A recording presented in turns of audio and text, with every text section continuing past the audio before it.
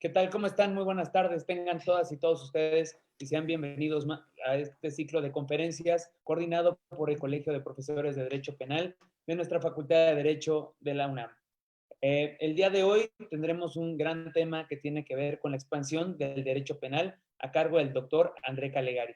Y para presentarlo, le cedo el uso de la palabra al presidente del Colegio de Profesores de Derecho Penal, doctor Carlos Daza Gómez. ¿Cómo está? Buenas tardes. Muy buenas tardes todos, queridas amigas, amigos, todos ustedes de esta comunidad jurídica que nos siguen, tanto en Latinoamérica como en Europa, pero sobre todo quiero agradecer también al claustro de académicos que están aquí con nosotros, nuestro querido amigo, el director del Seminario de Derecho Penal, Luis Arturo Cosío Zazueta, a quien le pediré que una vez que termine nuestro expositor nos dé algunas palabras y posteriormente cederemos el uso de la voz a los demás que quieran participar con cuestionamientos directos. Déjenme decirle que hoy es un día que me pone muy contento por la gran amistad que tengo con André Luis Calegari y su familia, que tuve la oportunidad de conocerlo ya hace varios años y que tanto en México ha mostrado una gran capacidad en todo lo que es delincuencia organizada, en todo lo que es relativo a la acción dogmática. Yo le pedí exprofesamente que hoy expusiera la expansión del derecho penal, que a mí me encantó cómo lo trató, que son teorías que ha estado manejando Jesús María Silva Sánchez y que el maestro le ha ampliado y adaptado a Latinoamérica. Creo que es muy importante hablar de la expansión del derecho penal. Quiero simplemente hacer algunas líneas curriculares de la gran trascendencia que tiene André Luis Calegari. Uno, es doctor en Derecho Penal por la Universidad Autónoma de Madrid, doctor honoris causa por la Universidad Autónoma de Tlaxcala, que tuve la oportunidad de estar en ese evento, doctor honoris causa por el Centro Universitario del Valle de Teotihuacán, donde compartimos ese doctorado, fue decano de la Facultad de Derecho de la Universidad del Valle del Río de Dos profesor de Derecho Penal en los cursos máster y doctorado del Instituto Brasileiro de Direito Público Brasilia, profesor de la Cátedra Latinoamericana de Derecho Penal en la Universidad Externado de Colombia, profesor invitado en la Universidad de Coimbra, Portugal, ex becario de la Agencia Española de Cooperación Internacional, pesquisador del Ministerio de Justicia de Brasil, autor del libro El delito de blanqueo de capital en España y Brasil, Bogotá, que yo se lo recomiendo, es una magnífica obra, que fue un libro que él me obsequió ya hace algunos años, autor del libro Lavado de activos en Perú, México, y autor de varios libros y artículos jurídicos, y es abogado que ejerce. Ya sin mayor exposición, porque realmente ustedes lo van a valorar, de la figura que es en el ámbito penal brasileño, nuestro querido amigo André Luis Calegari. Es tuyo el micrófono, André. Bueno, muy buenas tardes a todos. Quería especialmente darle las gracias a la muy amable invitación de mi querido amigo y compañero Carlos Daza, que es un ejemplo para mí en la Academia de México, de Latinoamérica, además con todos los posgrados que obtuvo y las titulaciones merecidas de doctorado y de doctor honoris causa. Es un placer encontrarlo nuevamente por aquí.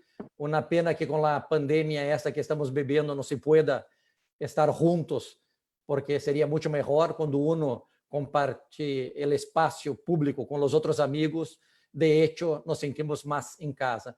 Pero lo que hizo los problemas de salud en el mundo nos han apartado, y yo espero porque esto pase muy pronto para que possamos estar juntos em algum momento todavia este ano. Bueno, dar as graças também ao Colégio de Professores de Direito Penal de la UNAM.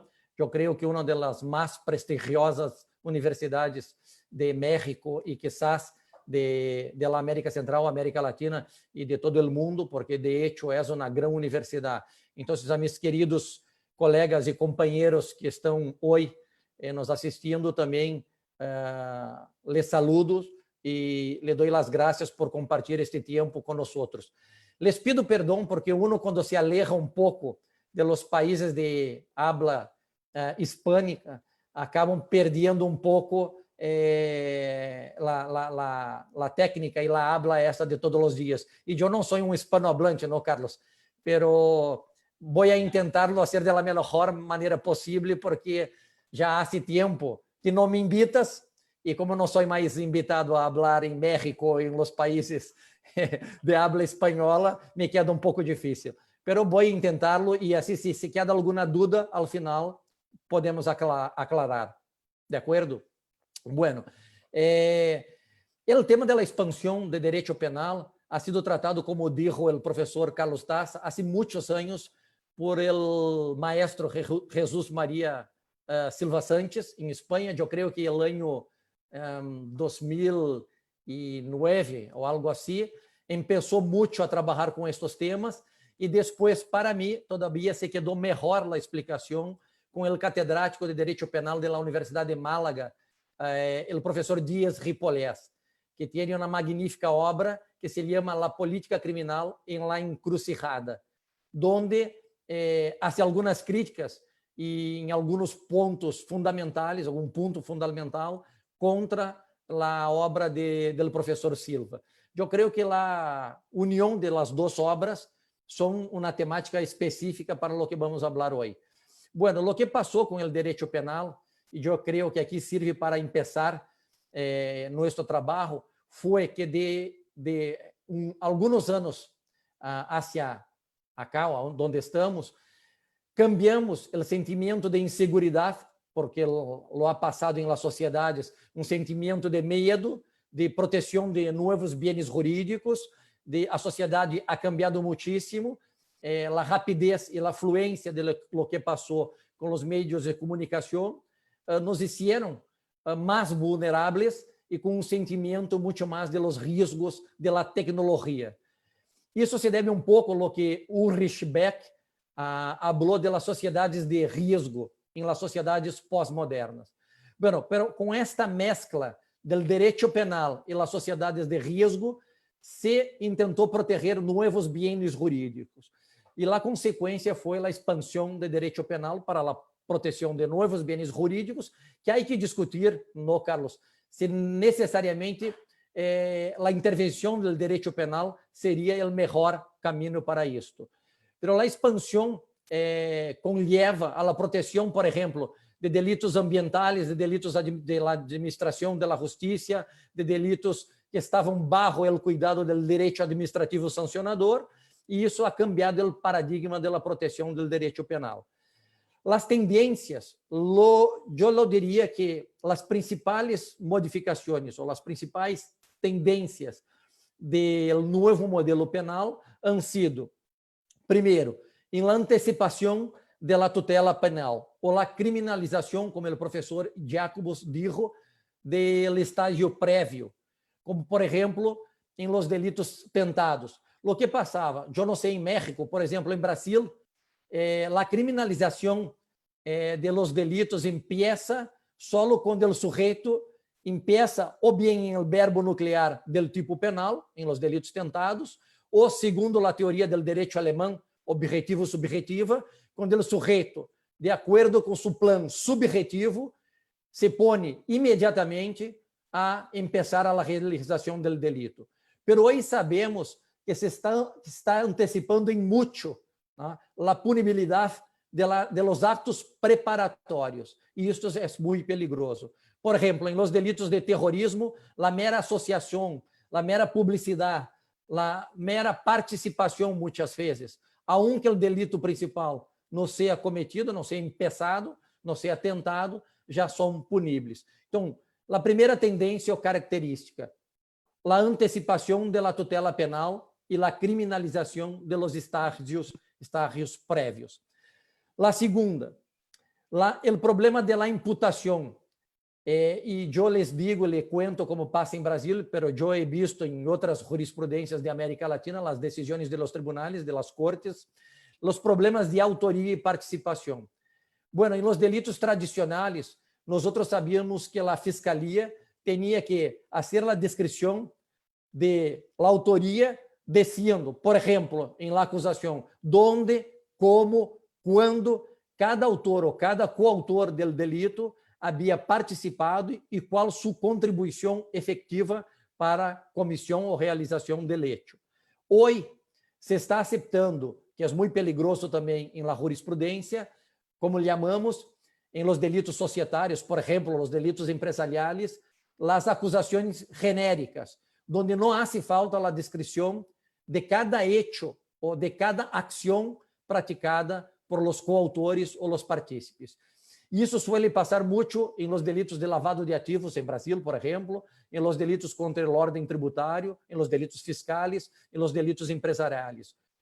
E lo que passa, para ponerles um exemplo, muitas vezes temos a mulher ou a esposa do sócio da empresa, do diretor da empresa, que está acusada também por um delito de fraude fiscal, de lavado de ativos, solo porque tem seu nome em el contrato social da empresa. Pero ao final tendrá que provar sua inocência, aunque não tenha realizado nenhum ato efetivamente delitivo. Pero isso com a modernização, a ampliação da possibilidade de acusação por la fiscalia, a jurisprudência, os tribunais lo estão aceitando as acusações, como las chamamos em Brasil, genéricas. O outro problema de las características deste novo modelo penal são as flexibilizações de las garantias penales, ou seja, cada vez mais o abuso de los tipos penales ou as normas penales em blanco, os delitos de peligro abstrato, os tipos penales abertos. Nós todos sabemos que manejamos isso na academia, que é possível termos em nosso ordenamento jurídico tipos penales abertos ou normas penales em blanco. Pero o uso abusivo e excessivo de normas penales em blanco é que é um problema. Isso, muitas vezes, genera um problema de tipicidade penal ou de legalidade penal. Por quê? Porque há um herimento ao princípio da taxatividade penal, onde não se está muito bem definida a conduta típica. Bueno, em que tudo isto conlleva estas tendências ou características do novo modelo de direito penal? O professor Silva lo hizo pela primeira vez uma divisão do direito penal e disse, bueno, aqui temos agora mesmo 3 velocidades do direito penal. Uma primeira velocidade destinada a um tipo de delito ou alguns tipos de delito. A segunda velocidade e a terceira velocidade. O problema não está muito ou não se vê muito em la velocidade do direito penal tradicional, por supuesto. Por quê? Porque dijo o professor Silva que em el delito ou em los delitos tradicionais se mantêm as regras de imputação, está destinado a los delitos clássicos, ou seja, o hurto, o roubo, a violação, as lesões corporais, ou seja, todos os delitos que já estávamos acostumados a tratá-los como delitos tradicionais da parte especial de los códigos penais. Então, para estes delitos se mantêm as regras de imputação, as regras de autoria e participação, as regras de imputação com a formalização da acusação, com a demilitação da autoria e da participação e incluso com as regras da execução da pena. Todavia, isto não serve para as outras 2 velocidades do direito penal.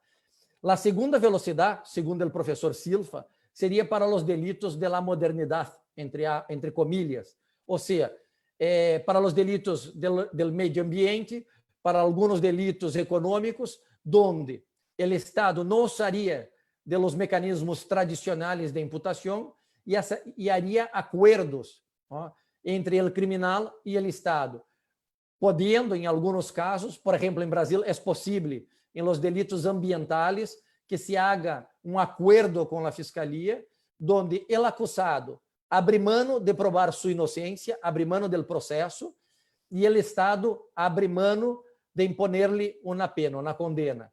Como funciona isso? Por exemplo, não há a confissão da pena, pero tampouco há uma sentença ou uma decisão firme de um juiz. Há um acordo onde o acusado, por exemplo, aceita uma pena alternativa, alguma coisa como prestações de serviço à comunidade, um pagamento de alguma multa, pero não ingressa na cárcel. e o Estado abre mão de provar sua culpabilidade. Estes acordos servem para alguns dos delitos que estão previstos e que não têm pena graves.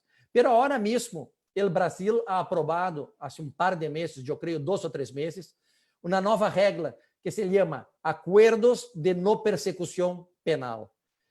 Isto é uma novidade, va muito como ocorre em Estados Unidos, de los acordos de plea bargain, onde o acusado, hasta alguns delitos que permitem, não são todos, pero gran parte dos delitos, incluso os delitos econômicos e de lavado de ativos, o acusado hace a confissão do delito e hace um acordo com a fiscalia para cumprir penas alternativas, por el mesmo tempo que seria de la condena. Então, isso seria também uma parte que hoje poderíamos chamar de la segunda velocidade de los acordos. E a terceira velocidade do direito penal, que me parece a mais peligrosa, que seria para os delitos graves, os delitos de terrorismo, de tráfico de drogas, de lavado de ativos, de tráfico internacional, que estão postos em los ordenamentos jurídicos com penas muito altas, muito elevadas, com a utilização da prisão provisional desde o princípio da acusação. Isso ocorre muito em Brasil. Por exemplo, primeiro se detiene a pessoa para depois fazer a formalização da acusação, e isso implica em la relativização das garantias penais. Eu explico muito brevemente. Por exemplo, a supressão das garantias processais penais, a inversão da carga probatória, da carga da prova. Em muitos supostos, a fiscalia não tem que provar nada, e a carga da prova é do acusado, do involucrado em la comissão del hecho. Também a supressão das garantias da execução da condena.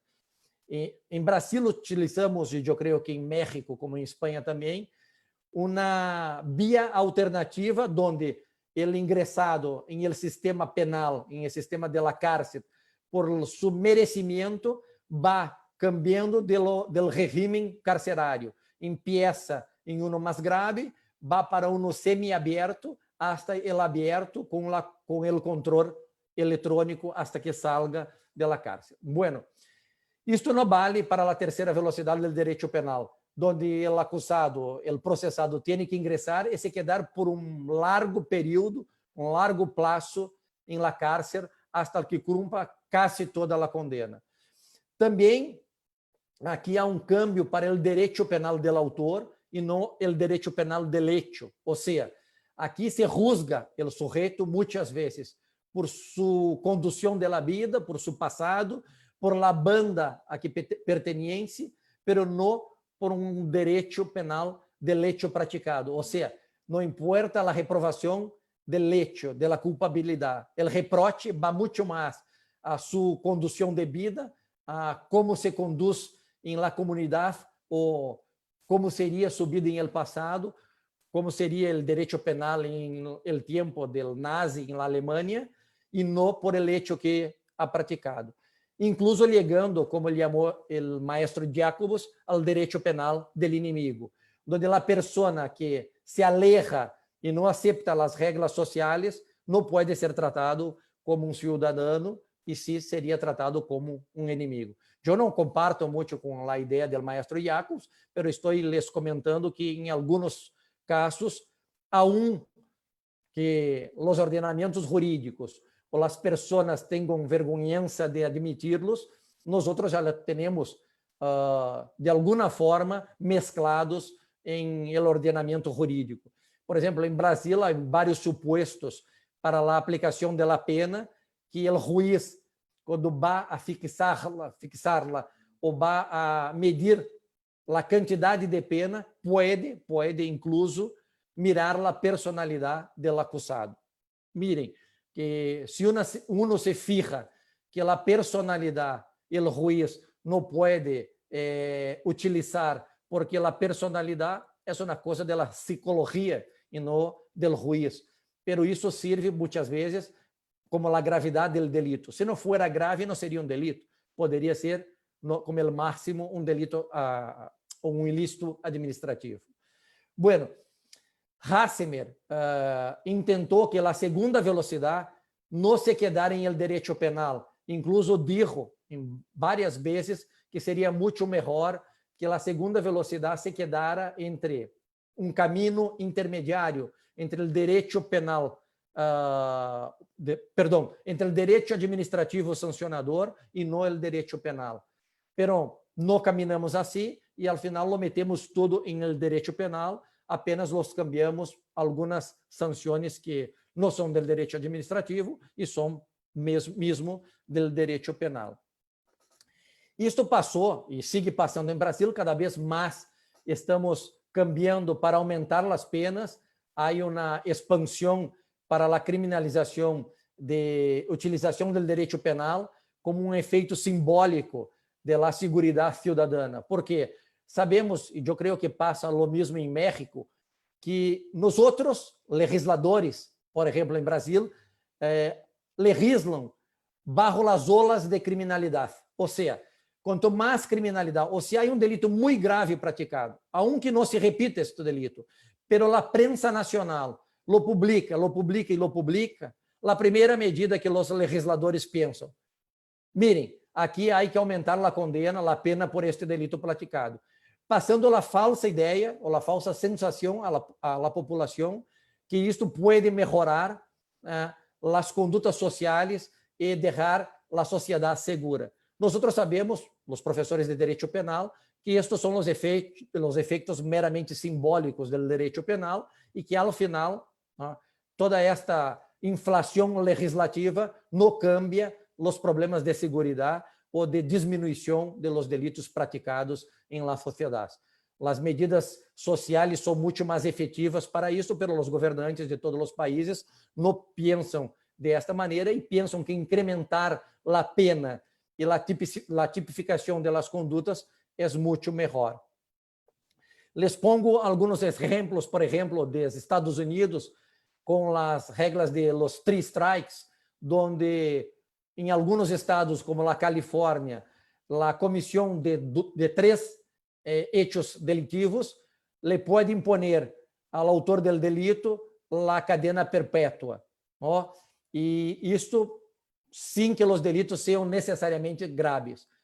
Também em alguns estados de Estados Unidos não há a proibição do princípio básico do direito penal de bis in idem, ou seja, o sujeito pode ser acusado, pode ser involucrado em processo penal por 2 ou mais ou 3 casos que são os mesmos, porque autor americano, o catedrático de direito penal Douglas Usack, que ha publicado trabalho magistral que se chama Overcriminalization, dijo que em Estados Unidos, muitos de los acuerdos de plea bargain, se o sujeito não aceptasse o acordo com a fiscalia e fuera hasta o final do processo, não seria condenado por todos os delitos, porque a fiscalia não tinha a prueba de todos os hechos, pero ¿por qué lo acepta? Porque o processo em Estados Unidos é muito caro e se sabe muitas vezes que o sujeito não tem muitas condições de enfrentar ou fazer frente a los cargos da fiscalia e, por lo tanto, acepta o acordo proposto por los fiscales. Então, os exemplos nos sobram que o direito penal, com esta expansão demasiada, não serve para nada, serve para tipificar cada vez mais condutas sociais que muitas vezes não deveriam estar bajo o direito penal e sim em el direito administrativo sancionador, em el delito fiscal, em outras condutas, ou los ilícitos fiscais, que seriam muito melhores, pero los ilícitos administrativos e não los ilícitos penais.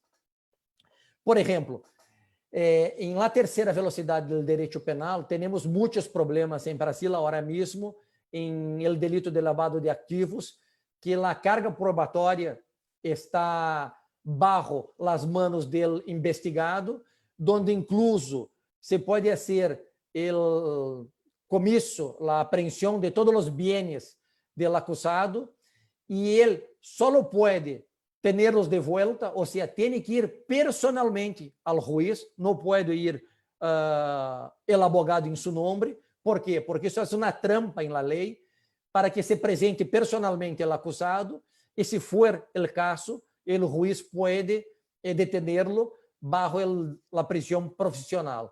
O sea, se usa mucho más ahora la prisión profesional para que los sujetos detenidos puedan confesar el delito o, muy bien, puedan entregar las pruebas necesarias.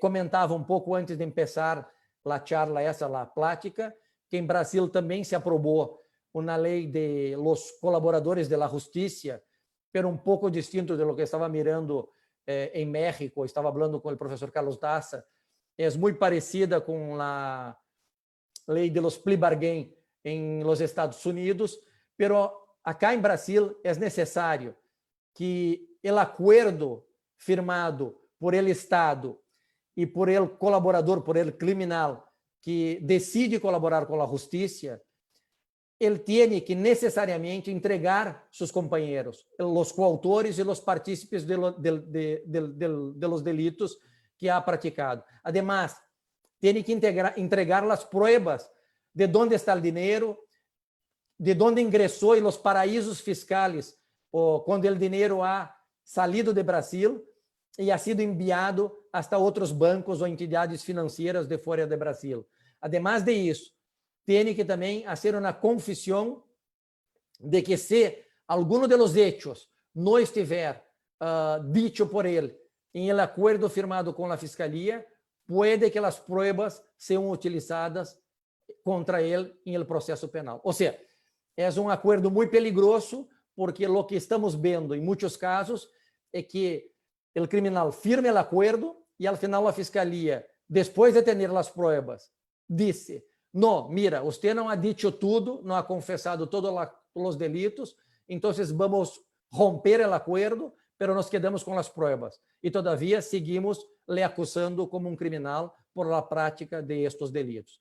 Então, isto va também um pouco na terceira velocidade do direito penal, porque o Estado ha dejado de utilizar os mecanismos ou os meios que antes lo utilizava para a descoberta de los delitos, como a introdução de mecanismos de escucha, não sei como se chama em México, para essas interceptações telefônicas ou telemáticas, as interceptações em las cuentas bancárias ou em las declarações fiscais de los investigados, lo ha dejado apartado esses meios de investigação e lo está utilizando agora mesmo os acordos de colaboração, porque são muito mais fáceis, por supuesto.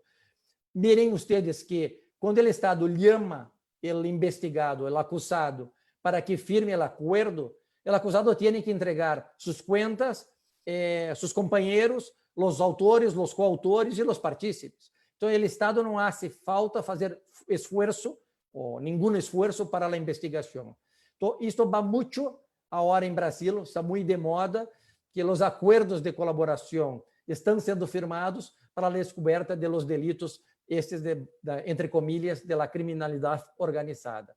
Então, isso também va por la terceira velocidade do direito penal, e eu creio que a tendência do direito penal, ao menos em Brasil, agora mesmo, é a criminalização cada vez mais de condutas que antes estavam bajo a administração do direito administrativo sancionador ou do direito tributário, pero não o direito penal tributário. Os ilícitos tributários, todavia, sim, a aplicação da pena. Hoje, hemos cambiado a lei de blanqueio de capitales, porque Brasil ingressou em la primeira geração de la lei de blanqueio sem o rol de los delitos prévios abertos, ou seja, teríamos solo uma lista de los delitos que poderiam dar vez a los delitos de blanqueio de capitales. Hoje, todavia, cambiamos a lei. Hoje, qualquer delito que genere ganâncias ou dinheiro de forma ilícita pode dar vez a um delito de blanqueio de capitales. O que passa com isso? Muita gente pergunta, bueno, pero isso passou em toda a Europa, passou em todos os países que han aberto a comissão del delito prévio para todos os delitos que generem ganâncias. De hecho, es verdad, pero hay un problema, porque muchas veces la ganancia ilícita não é importante ou não é suficiente para o blanqueio, pero sirve para a comissão del delito, se quando em concurso material com o delito prévio se pode imponer, por exemplo, uma prisão profissional, porque a suma de las penas vai, ao final, possibilitar ao juiz uma prisão ou uma detenção em uma cárcel por um tempo cerrado, em um regime prisional ou carcerário muito mais grave do que se não houvera o delito de blanqueio de capitales. Então, duas coisas que se estão poniendo de moda em Brasil. Se está abandonando o clássico delito de banda ou de quadrilha, que era o delito clássico do direito penal em la parte especial, e quase tudo agora são delitos de organização criminal ou de criminalidade organizada, que tem uma pena muito mais grande. Também, quase todos os delitos que generam, de uma suerte ou de outra, ganâncias ilícitas, são blanqueio de capitales. E isto está passando porque, muitas vezes, o sujeito cobra o dinheiro, lo recebe, por exemplo, em el delito de corrupção, e se queda com o dinheiro em sua casa, que seria o exaurimento do delito, ou seja, o ponto final, porque uno que recebe o dinheiro tem que se quedar com o dinheiro. Pero a fiscalía disse, não, aqui você vai a responder por el delito de corrupção, mais el delito de blanqueio de capitales. Pero se a finalidade não é a ocultação ou a dissimulação del dinheiro que ha sido recebido por la corrupção, desde meu ponto de vista, não há o concurso material de los delitos, e sino só o delito de corrupção. Pero com esta terceira velocidade, cada vez mais imponermos penas mais graves, quase toda a jurisprudência ha afirmado oposição de que se há concurso material de los delitos, onde se pena o sujeito por el delito de corrupção e mais a pena del delito de blanqueio de capitales, de lavado de ativos. Então, para não me estender muito mais do que isso, para deixar para as perguntas, que creio que já falei uns 35 minutos, a ideia é que as ganâncias do populismo penal, por exemplo, em Brasil, e eu creio que em toda a América Latina, são boas para o uso político, porque as penas mais altas, ou a aprovação de leis com penas mais altas e com tipificações de mais delitos, não, incrementam muitas vezes mais votos para os políticos que lo fazem. Nós temos visto em Brasil que muitos políticos estão cada vez mais propondo alteração na legislação penal, porque han visto que o ganho político com isto é muito forte, e isto se vai à prensa quase todos os dias.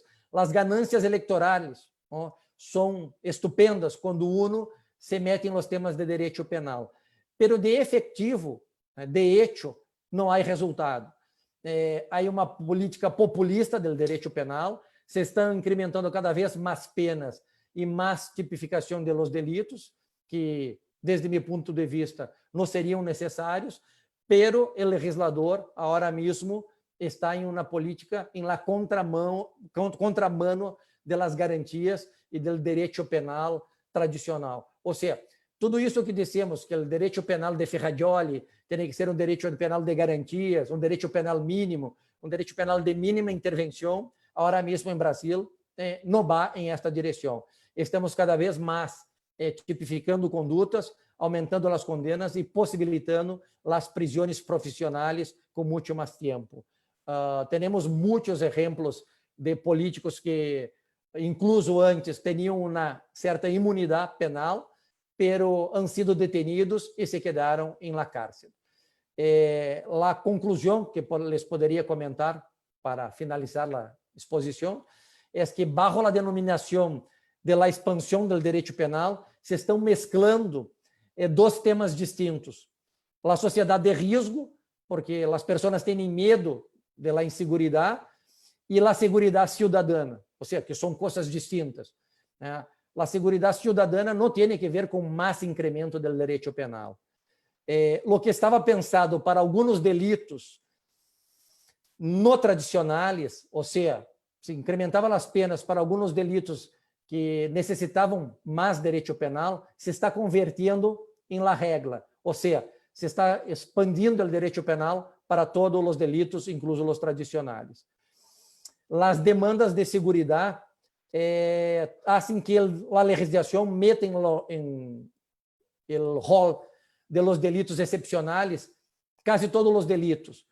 Eu não sei em México, mas aqui em Brasil, muitos de eles também, da parte especial, que não eram os delitos graves, acabam por estar metidos nos delitos esses da expansão do direito penal. Se está aproveitando também o momento para subir as penas cada vez mais. Antes teníamos uma política de diminuição da pena, se dizia esquerda, e aqui eu hablo de la izquierda como la izquierda de los partidos políticos, esquerda garantista ou abolicionista e la derecha punitivista, com mais penas. Pero agora os políticos han descoberto que o direito penal é muito bueno para todo, para a publicidade das políticas públicas. Então, a esquerda também em Brasil nunca ha aprovado tantos projetos de lei para aumento das condenas, para aumento das penas e a tipificação dos delitos. Isso passa por quê? Porque o direito penal é bueno, como les comentava antes, para a aprovação de la publicidade de los congressistas, de los diputados e los senadores.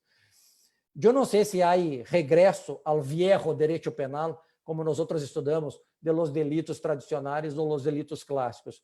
Lo que sei é que hoje, por exemplo, os que estamos vivendo em Brasil, há uma política nova, uma política de incremento do direito penal, cada vez mais tipificando condutas que não mereciam estar bajo o direito penal e cada vez mais se utilizando das previsões profissionais para que o sujeito incluso, muitas vezes detenido, confiese o delito. Essa é uma política nova, mas uma política que está ocorrendo agora mesmo em Brasil.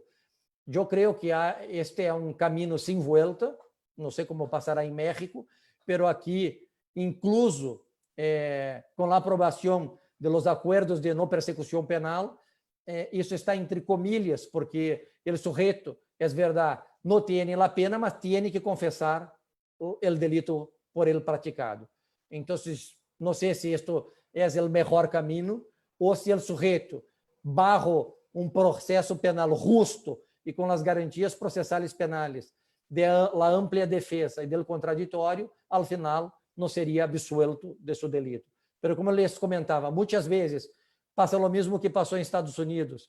A fiscalia e o juiz forçam o acordo penal porque, miren, que é um processo a menos para que tenha que juzgar. É muito mais fácil conduzir um acordo penal do que conduzir toda a instrução com os testigos, as pruebas, em um processo que pode tardar muitos anos, quando em 2 ou 3 audiências se ha resuelto o problema com um acordo de não persecução penal e se abrevia o procedimento.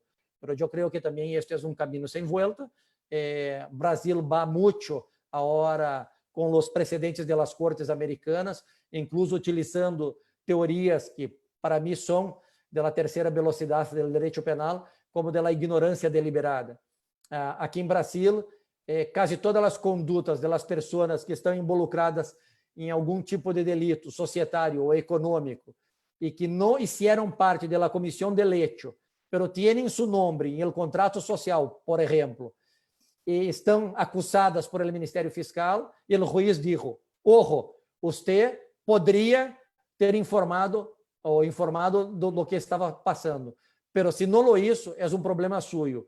Então, a ignorância suya le convierte em um criminal a título de dolo eventual. E se está condenando muitíssimo em Brasil por dolo eventual, por la persona não ter informado de la comissão del delito praticado por seu sócio, por sua esposa, por seu companheiro, e muitos de los hechos de las condenas por estas teorias de Estados Unidos, que são importadas por nuestra, como em México, por nuestra teoria, porque Brasil sigue o sistema de la civil law, pero agora mesmo estamos importando muitas coisas de la common law.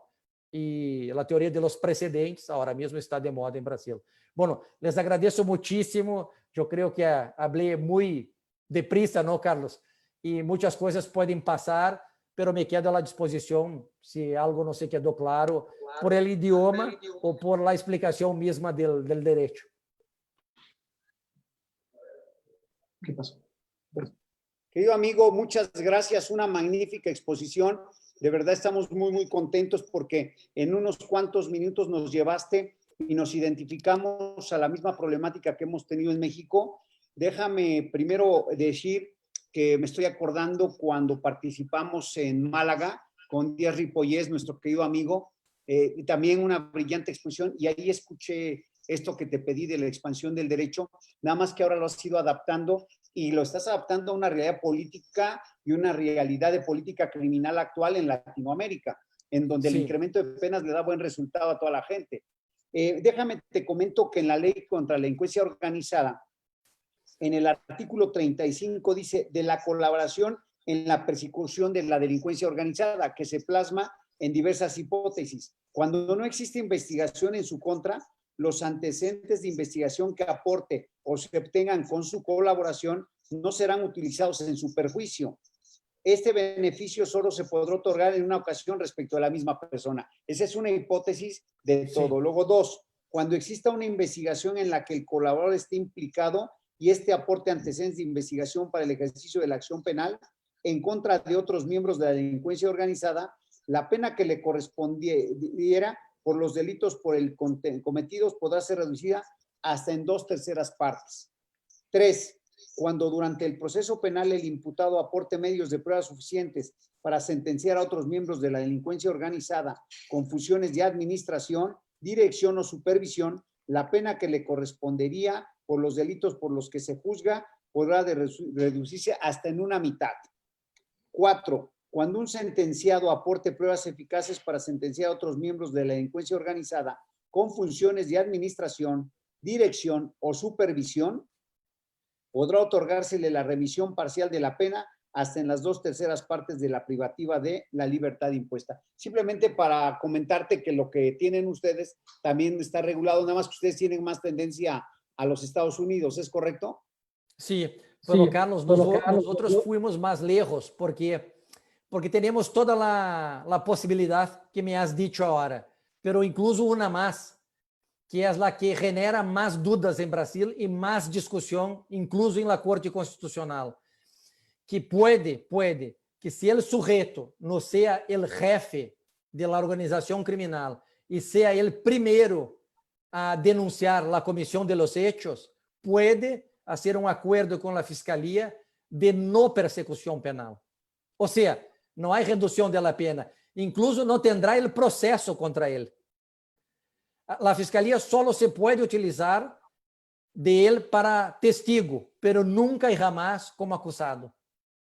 No, eso es interesante porque acá aquí no lo tenemos así. Y un segundo punto que quería manejarte es sobre la cuestión de la tercera velocidad, en donde se reúne el ámbito administrativo y el penal. Fíjate que, por ejemplo, ahorita me viene a la memoria la ley de registro de personas o la ley electoral, prevé un tipo penal con una pena muy baja, pero la misma hipótesis la encuentras en el orden administrativo. Y entonces puedes llevar las dos independientemente una de la otra. Y la verdad, a mí esto creo que se tiene que valorar y ver cómo está, porque además no se viola en los principios reguladores. Y fue una parte que me preguntó el maestro Máximo Carvajal en mi primer examen doctoral en la UNAM, porque como hablaba de la culpabilidad y él es fiscalista, me decía, bueno, todo lo que llevas en fiscal administrativo y fiscal no se está violentando el non bis in idem de juzgar. Yo le dije que no, derivado de que son dos vías independientes, ¿no? Sí, aquí tenemos el problema porque el delito electoral, que Brasil, con el expresidente Lula da Silva, ha pasado por un escándalo y una situación muy mala con la Petrobras y el dinero que fue hacia el exterior.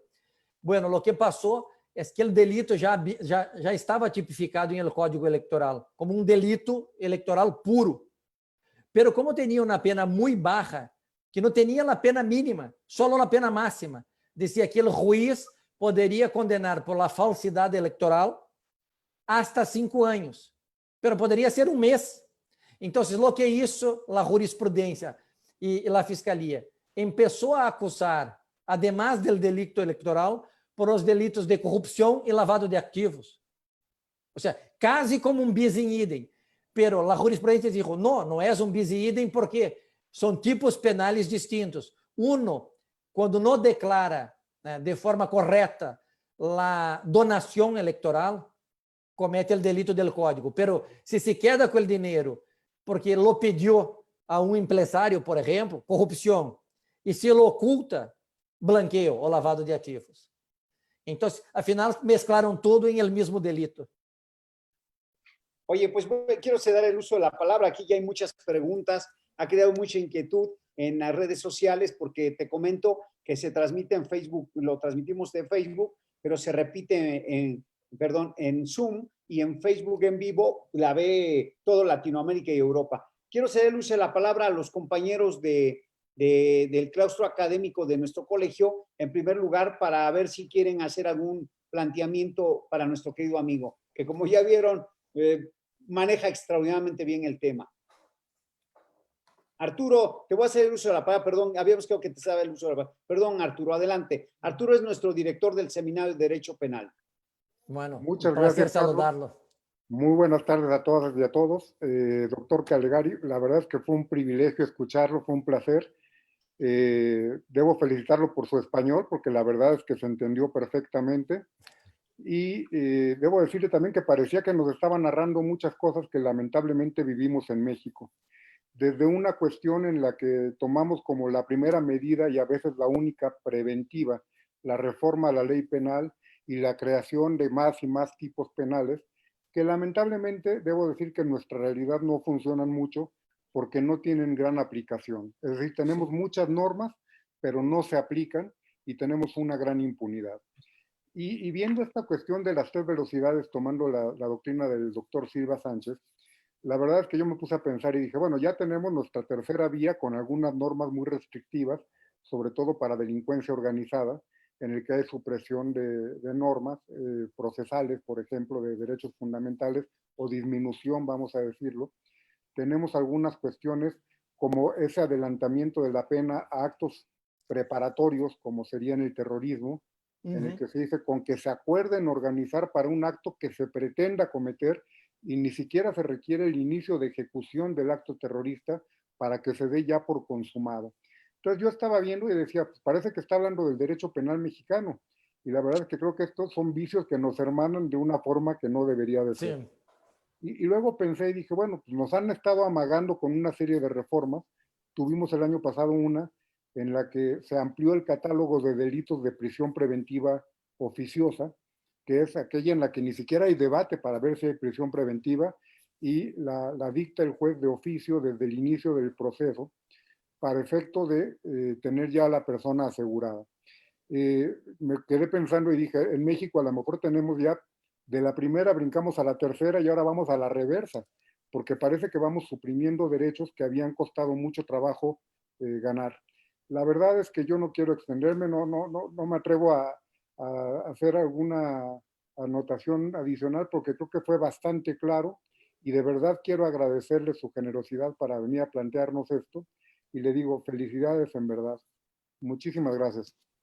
Bueno, no, Arturo, aunque no sea una pregunta específica, me gustó mucho la intervención, le felicito y le agradezco, porque yo me gusta apuntar enquanto uno habla. Estava apontando aqui, bueno, incluso em Brasil, a legislação penal, se estava pensando por el ex-ministro de la Justiça, que era um magistrado que, mira, em el governo anterior, trabalhou muitíssimo em contra a corrupção, em contra o governo do ex-presidente da esquerda, Lula da Silva. Pero agora, invitado por el governo de la derecha, de Bolsonaro, ha sido el ministro de la Justiça, ¿no? Contra los delitos de corrupción. Pero este mismo juez que dijo que las garantías fundamentales son necesarias, porque ahora ha salido del ministerio, quería aprobar una ley donde era posible usar la prueba ilícita de buena fe. Yo no conozco prueba ilícita de buena fe, pero eso estaba en la ley y casi Brasil lo aprueba. O sea, yo podía utilizar una prueba ilícitamente obtenida em contra uma pessoa. Também me quedei pensando aqui em el juiz que dita as prisões preventivas. Se estamos delante de um processo acusatório, um processo de partes, com as garantias penais, não é possível que o juiz de ofício pueda dictar uma prisão preventiva. Ou bem lo hace a pedido da fiscalia, ou bem lo hace a pedido da polícia. Mas em Brasil é possível. Muitas vezes, o juiz de ofício, por decisão sua, detiene a pessoa e depois vai juzgá-la. Ou seja, onde está a imparcialidade? ¿No? E sobre o terrorismo, passa o mesmo na legislação. Aí em Brasil, ou havia jovens que divulgaram matérias ou materiais por la internet, fazendo publicidade do terrorismo, e se quedaram na cárcel por atos preparatórios. ¿No? Então, eu creio que estamos muito hermanados em esta situação, e eu pensava uma coisa também, que não temos mais as comissões de juristas. ¿No? Hoje, antigamente, nós nos reunimos em reuniões, pensamos o direito penal, o Congresso pedia a opinião da academia. Hoje não. Hoje qualquer deputado disse, não, melhor subir a pena do delito X, porque isso me vai a poner muito bem delante da opinião pública. E se lo hace. E assim vamos legislando. Eu creio que em Brasil, agora mesmo, não temos a reforma da parte especial desde o ano 1940. Pero sabe o que hacemos? Vamos metendo as letras em los delitos.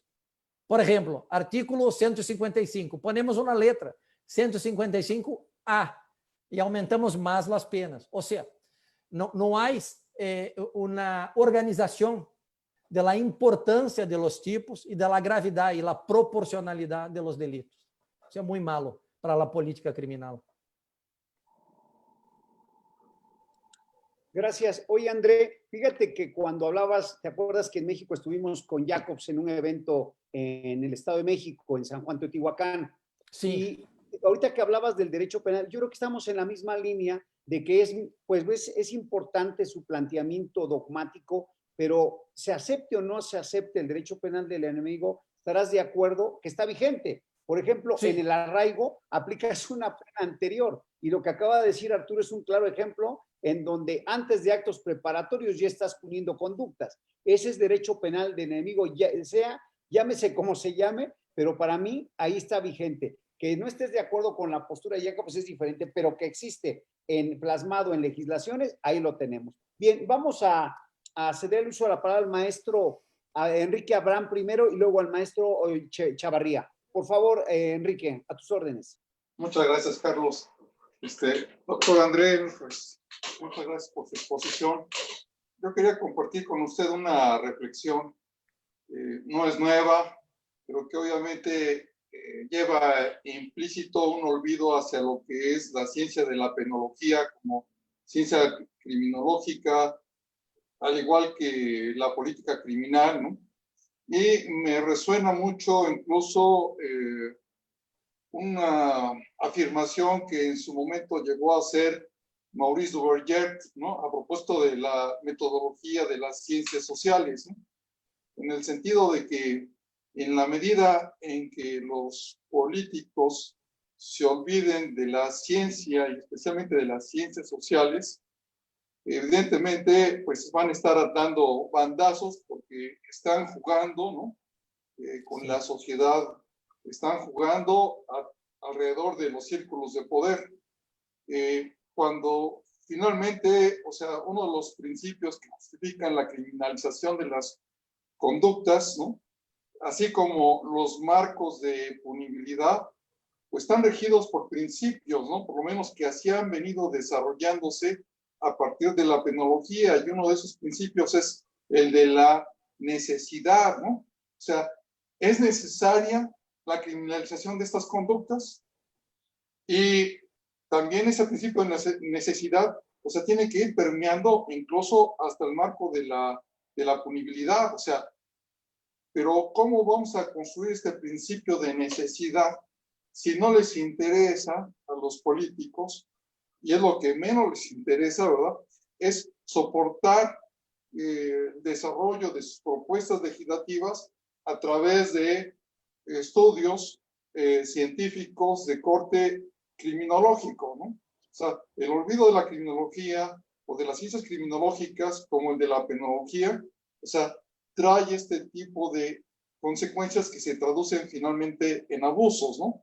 Entonces, para mí es muy valioso, digamos, su comentario, nos pega en el hígado, como yo escucho a los maestros, al doctor Carlos Daza, así como al doctor Arturo, en ese sentido, ¿no? De que hay una homologación de sentimientos, ¿no? Desafortunadamente de sentimientos, ¿no? Porque son la instrumentación clara hacia lo que es no solamente la popularización del derecho penal, ¿no? Sino lo que es el abuso de autoridad, que es muy propio de sistemas que muestran un marco muy débil en lo que se refiere a los sistemas de control social, tanto informales como formales, ¿no? O sea, mientras más recio se torna el Estado, evidentemente, o sea, está mostrando más debilidad, ¿no? Porque pues, los sistemas de justicia penal no pueden resolver algo que debe descansar en otros pilares que sostienen básicamente lo que es las estructuras de control social. Es cuanto, doctor, y bueno, pues, lo felicito por su exposición. Gracias. Bueno, Enrique, muchas gracias por la intervención. Yo estoy de acuerdo y le digo más. Yo creo que en Bogotá, Klaus Roxin hizo una ponencia muy buena. Nosotros la traducimos a Brasil, que se llama La protección de bienes jurídicos como misión del derecho penal. Y Roxin decía, bueno, el derecho penal no está para proteger todo, ¿no? Solo la pacífica existencia en la sociedad. Pero muchas cosas como la ética, la moral, los costumbres, eso no está bajo la protección del derecho penal.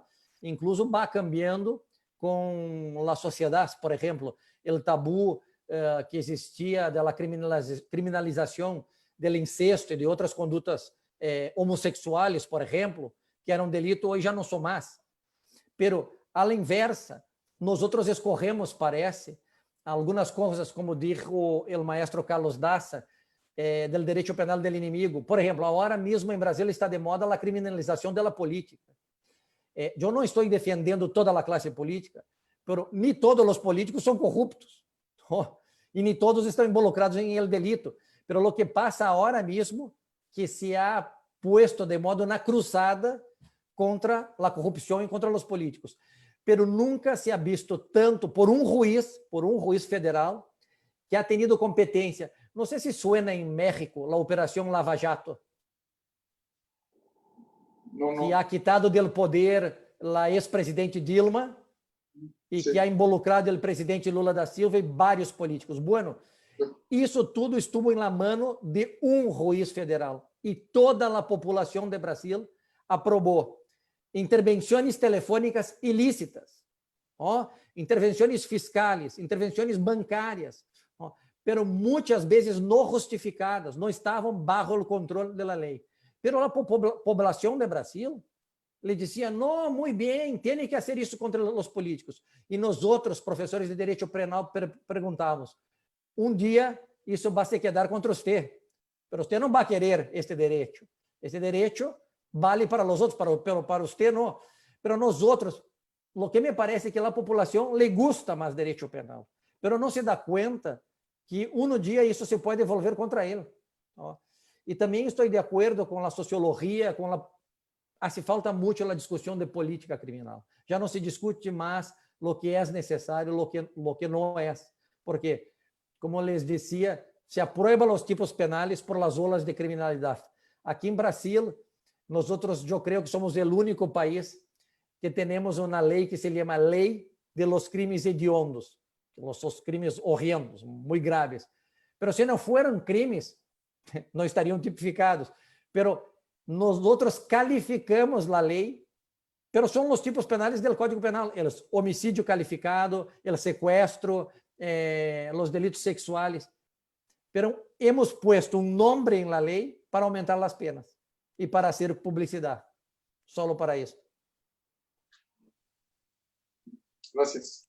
Gracias, André. Le voy a hacer uso de la palabra al maestro Chavarría. Adelante, Osvaldo. Muchas gracias, muy buenas tardes. Felicidades, doctor André. Su español es excelente, como lo mencionó el doctor Arturo. Quiero saludar también al doctor Carlos Daza, al doctor Carlos Héctor Daza, al doctor Arturo Cosío. También vi por ahí al doctor Ricardo Amezcua y todos los ilustres maestros que están en este momento siguiendo la transmisión. Bueno, efectivamente considero que México comparte muchos problemas con Brasil. Tenemos problemas muy similares y se tratan de resolver a través del derecho penal. Esos principios de fragmentariedad, de última ratio, de subsidiariedad, parece que nada más quedaron en la cuestión teórica. Sí. En concreto, doctor André, quiero hacer dos preguntas en relación a lo que nos explicaba acerca del acuerdo de no persecución penal. Quiero entender que los casos exitosos para aquellos imputados que logren ese acuerdo de no persecución penal, la consecuencia sería la impunidad. Esa sería la primera pregunta. Y si me permite también, en relación a una de nuestras causas de exclusión del delito, en concreto la legítima defensa, en lo particular yo he observado que conforme pasa el tiempo y sigue la delincuencia y la incapacidad del Estado de garantizar esta seguridad que debemos tener todos los ciudadanos, se le han quitado requisitos a la legítima defensa. En México antiguamente se hablaba de la proporcionalidad, se hablaba de la racionalidad, de los medios, etcétera. ¿Qué ha pasado con esta figura de la legítima defensa en Brasil, doctor?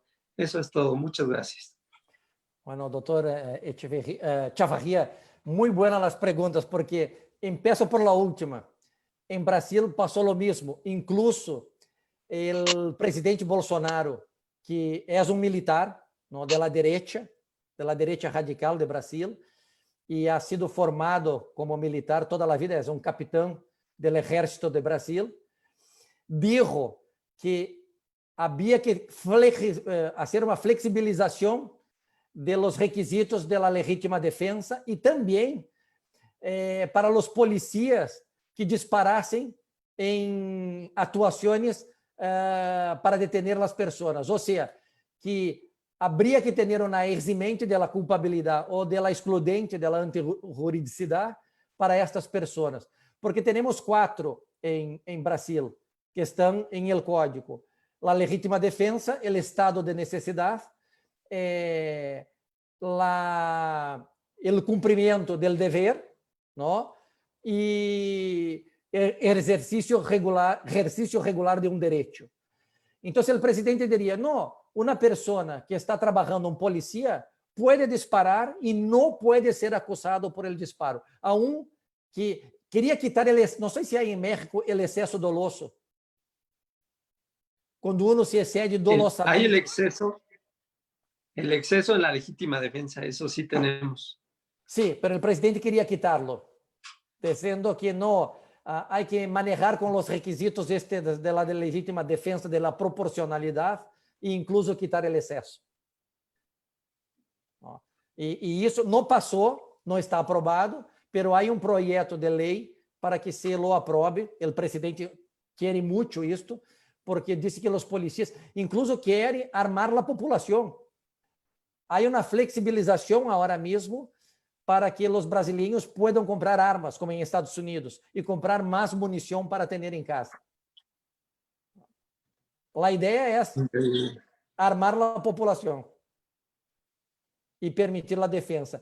Y la otra pregunta de la impunidad, esa también de los acuerdos, un poco va, como el profesor Carlos Daza dijo, de los acuerdos con la disminuição da pena e com o perdão judicial. Isso é o tradicional, quando uno firma, porque aqui há que mirar, em Brasil é um pouco distinto. A natureza jurídica de los acuerdos de não persecução penal são uma mescla do direito civil com o direito processal penal. O Tribunal Constitucional dijo que a natureza jurídica de los acuerdos são negócios jurídicos processales personalíssimos. Ou seja, que só envolvem duas partes, o Estado de um lado e o criminal del outro. Incluso o juiz não pode meter-se em el acordo. Só pode fazer a homologação formal. Ele não pode dizer, não estou de acordo com isso. A única possibilidade é dizer, as penas propostas não são as penas propostas em el ordenamento jurídico de Brasil. Pero les comento uma coisa que ha passado. Antes da Corte Constitucional se manifestar sobre este tema, e quando começou o escândalo de Petrobras e de corrupção de los políticos em Brasil, muitos de eles fizeram os acordos com a Fiscalia com penas não previstas em el ordenamento de Brasil. Por exemplo, com penas de prisão domiciliar, com limitação só do final de semana, com monitoramento eletrônico para as salidas noturnas. Um ou dois, incluso, começaram a cumprir a condena antes do processo. Ou seja, uma coisa que não existe em ordenamento brasileiro. E a Corte disse, não, calma, isso não se pode. Mas como a lei não estabelecia um procedimento para os acordos, empiricamente a Fiscalia os construiu. Hoje ha cambiado um pouco isto, mas a impunidade só serve única e exclusivamente para um caso. Quando o criminal é o primeiro, não é o chefe da banda, e há muito interesse público na colaboração. Então, a Fiscalia justifica em el acordo que não le vai a perseguir criminalmente. Firma um acordo e, com isso, não pode intentar nenhuma denúncia ou acusá-lo formalmente em qualquer processo. Só em estes casos. Muchas gracias, doctor. Felicidades. Gracias. André, fíjate que 2 puntos nada más sobre esto. Yo creo que tu presidente es amigo de Trump porque todo lo que está haciendo lo está llevando de la cuestión de la mentalidad gringa. Por ejemplo, la problemática que se presentó con la persona, el estadounidense que mataron, pues tiene que ver porque ahí su legítima defensa es muy amplia. Ante el mínimo riesgo que crea que tiene un policía, puede matar. Y entonces dejas abierta una cuestión a la impunidad. Por eso tantos policías salen libres. De hecho, creo que le quieren imputar después de que actúa con dolo eventual, poniéndole en el cuello más de 8 minutos la pierna, pues es evidente que hay un dolo eventual de matar. Y sin embargo lo van a sancionar por un delito imprudente de segundo grado. Pero bueno, estamos en esto. Quiero nada más, para ir cerrando, te van a ir diciendo de la gente que está en Facebook, porque está muy activa la red, porque ha llamado muchísima la atención y de veras estamos fascinados con estos temas. Creo que no me dejarán mentir mis compañeros, son temas que estamos refrescando la memoria y comparando con nuestro sistema. Adelante, por favor. Como sabes, nos siguen a través de Facebook Live. Por ejemplo, Luz Divina de Aguirre, que es una fan destacada que yo creo que, si no me falla la memoria, nos ha acompañado en todo el ciclo de conferencias. Nos menciona, buenas tardes, excelente ponencia y felicidades. En México pasa lo mismo, cada día hay más delitos y aumento de penas. Y no se ha resuelto la prevención del delito, que debe ser el fin para un Estado de derecho. George Rodríguez, también un buen amigo, excelente ponencia, sin lugar a dudas, la realidad actual, nos encontramos una expansión del derecho penal. Y por último, para poderte dar el uso de la palabra, buenas tardes de Alberto Mondragón. La responsabilidad penal de las personas jurídicas puede considerarse como expansión del derecho penal y hasta qué punto. No sé si tengan esta figura en Brasil. Sí, bueno, la tenemos, es una buena pregunta, pero en Brasil solo la tenemos por disposición constitucional para los delitos ambientales. No la tenemos para los otros delitos. Entonces, só en los casos de los delitos ambientales se puede penar la persona jurídica. E aqui já houve uma discussão, Carlos Daza sabe muito bem, em Espanha, se podia penar se a pessoa jurídica ou não, se havia o sistema bicariante ou da dupla via, se eram medidas de segurança ou não para as pessoas jurídicas. Eu não creio que haja uma terceira velocidade. Aqui sigo muito ao maestro Carlos Jara, Bernardo Feijó, em Espanha, muitos companheiros. Primeiro, são delitos de organização, há que ver muitas vezes de que forma está constituída. Uma pequena empresa jamais poderá ter responsabilidade penal, uma sociedade limitada pequena. E há que ver a estrutura organizativa da empresa, não? Para mirar muchas veces cómo marcha el tema, porque se puede trasladar muchas veces los conceptos de la dogmática penal, de la parte general de dolo, imprudência, antijuridicidad y culpabilidad para las personas jurídicas. Pero yo creo que es una tendencia en Europa, por ejemplo, muchas legislaciones penan las personas jurídicas por los delitos económicos también, y yo creo que eso no va mucho con la expansión, porque ya era una realidad que estaba pensada en Estados Unidos, por ejemplo. Yo creo que solo no son penas, penas con la idea de encarcelamiento, ¿no? Se puede hacer la suspensión de contratación con poder público, el cierre temporário, el cierre de participar en algunas actividades económicas, incluso la clausura de la empresa. Pero creo que estas son penas que son posibles.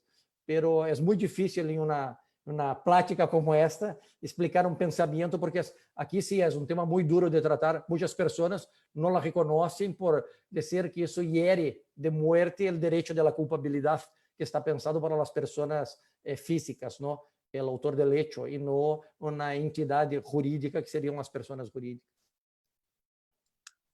Muchísimas gracias, querido doctor.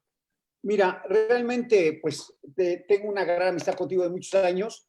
Quiero que vuelvan esos tiempos de yo invitarte un tequila y tú una caipirinha, comer ese rico arroz que preparas tú y tu esposa ahí en tu casa con camarones, y sobre todo que vengas aquí a nuestra casa. Tú sabes que eres parte de nuestra gran familia jurídica, y te agradezco que hayas aceptado participar con nosotros. Creo que el tema será, desde luego, delincuencia organizada, lavado de activos en nuestro Congreso Internacional. A nombre del director te manda un fuerte saludo, y sobre todo estás cordialmente invitado para seguir con nosotros en estas charlas a distancia, y en breve estarás con nosotros en México seguro. Hazle llegar un saludo muy caluroso a tu esposa, a tu hijo y a toda tu familia, por favor.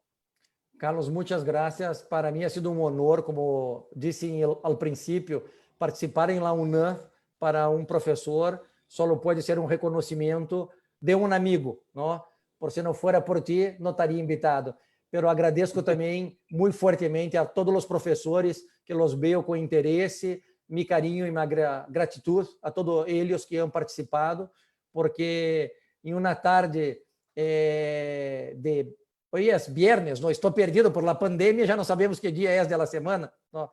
En una tarde de viernes, yo creo que las personas son las personas que tienen interés, que están en la academia por merecimiento, porque les gusta el debate jurídico y porque hay un interés muy grande. Entonces, así, mi abrazo muy fuerte a todos los compañeros y colegas de la UNAM y mi gratitud por la invitación. Eres bienvenido, es tu casa y estarás con nosotros siempre. Muchas gracias por el cariño.